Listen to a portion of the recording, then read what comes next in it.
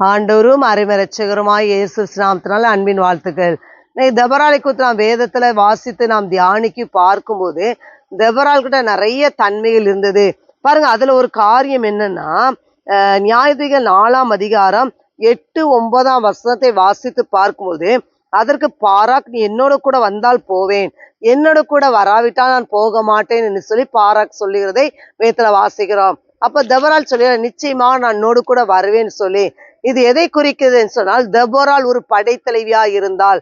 பாருங்க, அவள் ஒரு தைரியமுள்ள பெண்ணாய், அவள் ஒரு வீராங்கனை பெண்ணாய் இருந்தாள் என்று சொல்லி நாம் இந்த வசனத்தின் மூலமாய் நாம் அறிந்து கொள்ள முடியும்.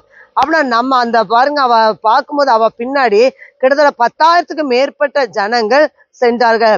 அவ்வளவு பேரையும் தெபொராள் என்ன செய்தால், வழி நடத்தி சென்றாள். அதனாலதான் அவ ஒரு படைத்தலைவி என்று சொல்ல முடியும். இன்னைக்கு நம்மளும் இதே நிலைமையில இருக்கக்கூடாது. நாம் மற்ற ஜனங்களை வழி நடத்தக்கூடிய சகோதரியா இருக்க வேண்டும். இந்த தெபொராளை போல நாம் மாறுவோமா? எனவே கர்த்தர் தாமே உங்களை ஆசீர்வதிப்பாராக. ஆமென்.